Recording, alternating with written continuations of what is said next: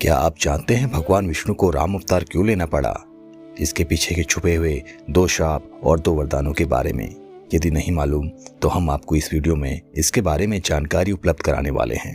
श्रीमद् भागवत, वाल्मीकि रामायण, हरिवंश पुराण और रामचरितमानस में अलग अलग कारण बताए गए हैं। मोटे तौर पर 2 शाप और 2 वरदान हैं जो राम अवतार का कारण बने।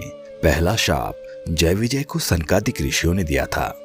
श्रीमद् भागवत महापुराण के 3 अध्याय में कहानी है, सृष्टि के आरंभ में ब्रह्मा जी ने कई लोकों की रचना करने के लिए तपस्या की। उनकी तपस्या से प्रसन्न होकर भगवान विष्णु ने सनक, सनंदन, सनातन और सनत कुमार नाम के 4 मुनियों के रूप में अवतार लिया। ये भगवान विष्णु के पहले अवतार माने जाते हैं। वैकुंठ लोक में भगवान विष्णु के जय विजय नाम के 2 द्वारपाल थे। एक बार सनकादिक मुनि उनके दर्शन करने वैकुंठ आए। जब सनकादिक मुनि द्वार से निकलकर जाने लगे तो जय विजय ने हंसी उड़ाते हुए उन्हें रोक लिया। सनकादिक मुनियों को ये बात बहुत बुरी लगी। उन्होंने दोनों को 3 जन्मों तक राक्षस योनि में जन्म लेने का शाप दे दिया। क्षमा मांगने पर सनकादिक मुनि ने कहा कि तीनों ही जन्म में तुम्हारा अंत स्वयं भगवान श्री हरि करेंगे। 3 जन्म के बाद तुम्हें मोक्ष की प्राप्ति होगी।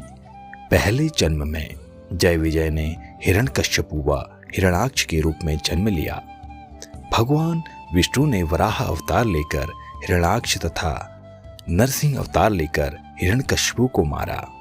दूसरे जन्म में जय विजय ने रावण और कुंभकर्ण का जन्म लिया। इनका वध करने के लिए भगवान विष्णु को राम अवतार लेना पड़ा। तीसरे जन्म में दोनों शिशुपाल और दंतवक्र के रूप में बने। इस जन्म में भगवान श्री कृष्ण ने इनका वध किया। भगवान राम के अवतार का पहला कारण सनकादिक मुनियों का शाप बना। दूसरा शाप नारद ने भगवान विष्णु को दिया था। रामचरितमानस के बाल कांड में कहानी है, एक बार नारद मुनि हिमालय में जाकर तपस्या कर रहे थे। उनकी तपस्या कई वर्षों तक चली। इंद्र को लगा कि नारद मुनि अपने तप से इंद्र का पद हासिल कर लेंगे। इंद्र ने कामदेव को आदेश दिया कि नारद मुनि की तपस्या भंग कर दो। कामदेव वहां पहुंचे जहां नारद तपस्या कर रहे थे। उन्होंने नारद मुनि पर काम बाण चलाए। बाणों के प्रभाव से नारद मुनि की तपस्या टूट गई। उन्होंने आंखें खोली और कामदेव की तरफ देखा। कामदेव को ये लगा कि नारद भी मुझे भगवान शिव की तरह भस्म कर देंगे। उन्होंने नारद से माफी मांगी। कामदेव ने कहा कि मैंने ये सब हमारे राजा इंद्र के कहने पर किया। आपकी तपस्या भंग करने में मेरा कोई हित नहीं है। मैंने बस राजा की आज्ञा का पालन किया है। कामदेव से ऐसी बात सुन नारद मुस्कुराए और उसे क्षमा कर दिया। माफी मिल गई तो कामदेव ने कहा, मैंने भगवान शिव की तपस्या भंग की थी तो उन्होंने मुझे भस्म कर दिया था। उन्होंने काम को जीत लिया लेकिन क्रोध से हार गए। आपने तो क्रोध को भी जीतकर मुझे क्षमा कर दिया। आप तो शिव से भी बड़े सन्यासी हो गए। ये सुन नारद के मन में अहंकार आ गया। वे ये बताने भगवान शिव के पास गए। भगवान शिव ने उनकी बात सुनी और कहा कि ये आपने मुझे बता दिया, लेकिन भगवान विष्णु को भूलकर भी मत बताइएगा। नारद ने उनकी बात अनसुनी कर दी। वे सीधे वैकुंठ लोक गए।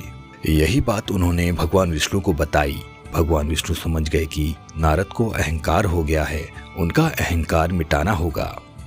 भगवान विष्णु ने अपनी माया से एक नगर बसाया जिसका राजा था श्रीलनिधि और उसकी बेटी थी विश्वमोहिनी जिसका स्वयंवर होना था। नारद जब उस नगर में पहुंचे तो विश्वमोहिनी को देखकर ये सोचने लगे कि अब मुझे भी विवाह कर लेना चाहिए। उन्होंने भगवान विष्णु के पास जाकर कहा कि आप अपनी माया से मुझे अपना रूप दे दीजिए ताकि विश्वमोहिनी अपने स्वयंवर में मुझे ही चुन ले। भगवान विष्णु ने नारद का मुंह बंदर जैसा बना दिया। विष्णु खुद स्वयंवर में पहुंचे और विश्वमोहिनी ने उन्हें अपना वर चुन लिया। नारद पर सब हंस रहे थे। ये देख नारद ने भगवान विष्णु को शाप दे दिया कि तुमने मुझे स्त्री वियोग दिया तो तुम भी मानव शरीर धारण कर 14 वर्ष से स्त्री वियोग में भटकोगे। मुझे बंदर का मुंह दिया, यही बंदर तुम्हारी पत्नी को खोजने में सहायता करेंगे। नारद का ये शाप भगवान विष्णु ने ग्रहण किया। इस तरह दूसरा शाप राम अवतार का कारण बना। अब बातें करेंगे हम 2 वरदानों की। पहला वरदान विष्णु ने मनु और शत्रुपा को दिया। श्रीमद् भागवत महापुराण कहता है, सतयुग में मनु और शत्रुपा जो ब्रह्मा के ही अंश से जन्मे थे, दोनों ने संतान पाने के लिए भगवान विष्णु की बरसों तक तपस्या की। उनकी तपस्या से खुश होकर भगवान विष्णु प्रकट हुए। उन्होंने मनु और शत्रुपा से पूछा कि क्या वरदान चाहिए। दोनों ने कहा कि भगवान, हमें आपके जैसी संतान चाहिए। भगवान विष्णु बोले, मेरे जैसा तो बस मैं खुद हूँ, तो मैं खुद ही तुम्हारे पुत्र के रूप में जन्म लूंगा। त्रेता युग में तुम राजा दशरथ और शत्रुपा कौशल्या बनकर जन्मेंगी। मैं तुम्हारे पुत्र राम के रूप में अवतार लूंगा। इस तरह मनु शत्रुपा को मिला वरदान राम जन्म का कारण बना। दूसरा वरदान रावण को भगवान ब्रह्मा ने दिया था। वाल्मीकि रामायण के मुताबिक भगवान ब्रह्मा के लिए रावण ने कठोर तपस्या की। ब्रह्मा प्रसन्न हुए, रावण से वरदान मांगने को कहा। रावण ने कहा, मुझे अमर होने का वरदान चाहिए। ब्रह्मा जी ने जवाब दिया कि इस संसार में कोई भी अमर नहीं है, जो पैदा हुआ है उसे मरना ही होगा। हाँ, तुम अपने मरने की परिस्थितियां खुद तय कर सकते हो। रावण ने कहा, ठीक है, आप मुझे वरदान दीजिए कि मुझे कोई देवता या दानव नहीं मार सके, न नाग, किन्नर, गंधर्व, यक्ष, गण या कोई देवी भी ना मार सके, मुझे कोई हिंसक पशु भी ना मार सके। ब्रह्मा जी ने उसे ये वरदान दे दिया। रावण ने मनुष्य और वानर ये 2 छोड़ दिए, क्योंकि उसे लगा कि जब कोई नहीं मार सकता है तो नर और वानर ये दोनों उसे कैसे मारेंगे। रावण को ब्रह्मा का दिया ये वरदान भी कारण था कि भगवान विष्णु को मानव रूप में राम अवतार लेना पड़ा, क्योंकि रावण को कोई साधारण मानव ही मार सकता था। इस तरह 2 शाप और 2 वरदान राम अवतार के मुख्य कारण बने। ऐसे ही रोचक कहानियों के लिए आप हमारे चैनल से जुड़ें। धन्यवाद।